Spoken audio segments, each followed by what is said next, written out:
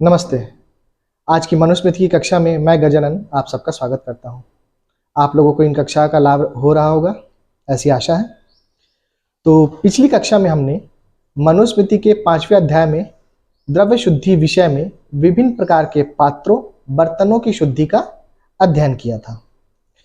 अब हम मनुस्मृति के 5वें अध्याय में द्रव्य शुद्धि विषय में ही आगे देख रहे हैं, जिसमें मनु महाराज यज्ञ में उपयोग होने वाले वस्तुओं की शुद्धि के बारे में बता रहे हैं। यज्ञ जो है सबको शुद्ध करता है, लेकिन यज्ञ की शुद्धि कैसे होगी, अब हम उसको देखते हैं।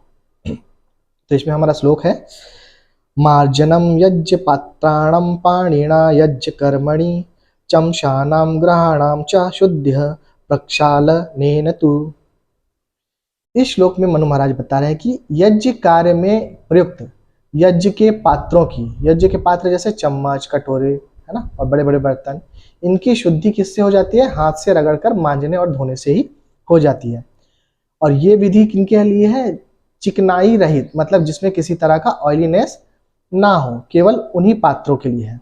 ठीक है। अब इसी में आगे विस्तार करते हुए मनु महाराज बता रहे हैं, चरुणाम स्त्रुवाणाम च शुद्धिरुष्णेन वारिणः स्फयोशूर्पस कटाणाम च मूसलो उलखलश्च। अब इस श्लोक में चिकनाई युक्त पात्रों के लिए निर्देश है। क्या निर्देश है? कि यज्ञ के लिए पाक बनाने वाले चरुस्थली, है ना, जहाँ पे बर्तन, जिस बर्तन में उसका भोजन पक रहा है, और उसमें जो अलग अलग तरह के चम्मच वगैरह जो उपयोग हो रहे हैं। ठीक है। स्फय, तलवार की आकृति का एक खाद्य वृक्ष का बना खड़ग। और क्या होता है? शूर्प, जिससे चीजों को छांटते हैं, है ना। शकट, शकट क्या होता है? जो यज्ञ में उपयोग होने वाले पदार्थ हैं उनको ढोने के लिए जो गाड़ी होती है उसको क्या बोलते हैं? शकट बोलते हैं।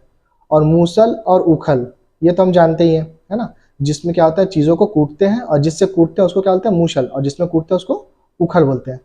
तो ऐसे जितने भी यज्ञ पदार्थ हैं, इनकी शुद्धि किससे हो जाती है? केवल गर्म जल से धोने से ही हो जाती है। अब ऐसा नहीं है कि यहाँ पर यज्ञ में जो बताए हैं उतने ही वस्तुएं उपयोग में होती है, इसके अलावा और भी है। ठीक है। इसमें क्या है, यहाँ इस श्लोक में क्या है, मनु महाराज ने कुछ ही वस्तुओं के बारे में बताया, इसके अतिरिक्त और भी है, जिसका विवरण क्या होगा, आप जो हम पुस्तक यूज कर रहे हैं विशुद्ध मनुस्मृति, इसमें दिया हुआ है, आप वो देख सकते हैं। अब हम इसके आगे का श्लोक देखते हैं। अध्वस्तु प्रोक्षणम शौचम बहुना धान्यवसम प्रक्षालनेन त्वल्लपानामिद्विह शौचम विधीयते। इस श्लोक में मनु महाराज बता रहे हैं कि बहुत से अन्नों और वस्त्रों की शुद्धि जल से धोने अर्थात डुबाने पोंछने मात्र से ही हो जाती है, किंतु अन्न एवं वस्त्रों की शुद्धि, किंतु कुछ कुछ अन्न और वस्त्र ऐसे हैं जिसको क्या होगा? जल में डुबाने के बाद मसल कर धोना पड़ता है। अब इसके आगे श्लोक में देखते हैं, चलवच्चर्मणम शुद्धि वर्दे लानाम तैथवे च शाक मूल फलानम च धान्यवच्छुद्विरिष्यते। इस श्लोक में मनु महाराज बता रहे हैं कि चमड़े के बर्तनों की शुद्धि किस प्रकार होगी? जैसे वस्त्रों की होती है, जल में डुबोकर धोने से। बांस के पात्रों की शुद्धि भी उसी प्रकार हो जाएगी। और जो शाक है ना, पत्तेदार सब्जियां हैं, कंदमूल है, और फलों की शुद्धि भी क्या होगी?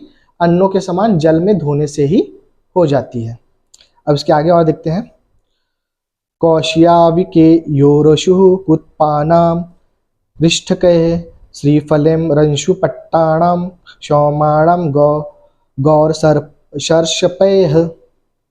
अब इसमें वस्त्रों की शुद्धि के बारे में मनु महाराज बताते हैं कि रेशमी और ऊनी वस्त्रों की शुद्धि क्षार मिश्रित पदार्थों से, है ना, जैसे कपड़े धोने का सोडा हो गया। कंबलों की शुद्धि रीठे से, एक फल आता है, उसको पानी में डुबो के रखने से वो झाग करता है, उसको हम लोग रीठा बोलते हैं, है ना। तो कंबलों की शुद्धि रीठे से। मलमल के कपड़ों की शुद्धि बेल फलों से।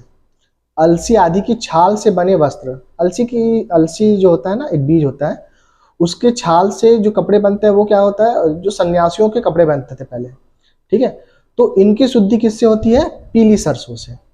ठीक है। क्या बता रहे हैं कि ऊनी और रेशमी वस्त्रों की शुद्धि क्षार मिश्रित पदार्थों से, कंबल की शुद्धि रीठे से, मलमल के कपड़ों की शुद्धि बेल फलों से, अलसी की छाल से बने हुए कपड़ों की शुद्धि पीले सरसों से। ठीक है, अब इसमें हम क्या देखते हैं, अच्छा यहाँ पर जो दिया हुआ है, इसमें जो दिया गया है आपको वैसा ही करना पड़ेगा ऐसा कहीं नहीं है ना। आज के समय में हमारे पास और भी बहुत से विकल्प हैं, आप उनका चयन करने के लिए स्वतंत्र हैं। ऐसा नहीं कि मनुस्मृति में लिख दिया तो आपको करना ही पड़ेगा।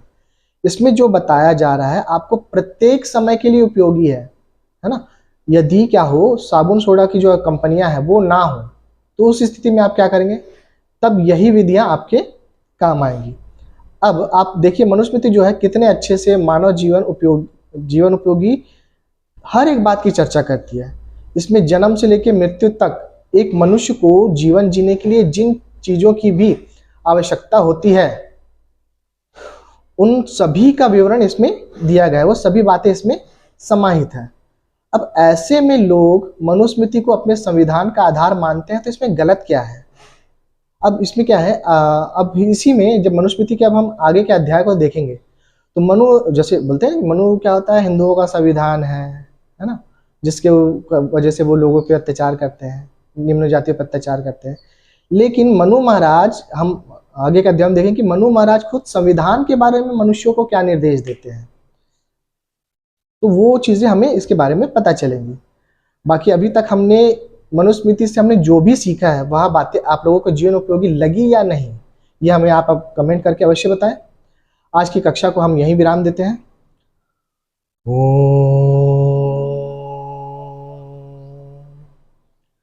आज की कक्षा आप लोगों को ज्ञानवर्धक लगी अथवा आपके कोई प्रश्न या सुझाव हो तो हमें कमेंट करके अवश्य बताएं। वीडियो अच्छा लगे तो लाइक और शेयर करें। यदि आप हमारा वीडियो पहली बार देख रहे हैं तो चैनल को सब्सक्राइब करना ना भूलें। आगे आने वाली कक्षाओं के नोटिफिकेशन के लिए बेल आइकन को प्रेस करके ऑल में सेट करें। हमारे वीडियो को देखते हुए यदि आपके मन में कोई प्रश्न हो तो आप कमेंट बॉक्स में लिख सकते हैं। हमारा वीडियो आपको अच्छा लगे तो लाइक शेयर कीजिए और चैनल को सब्सक्राइब करना ना भूलें। धन्यवाद।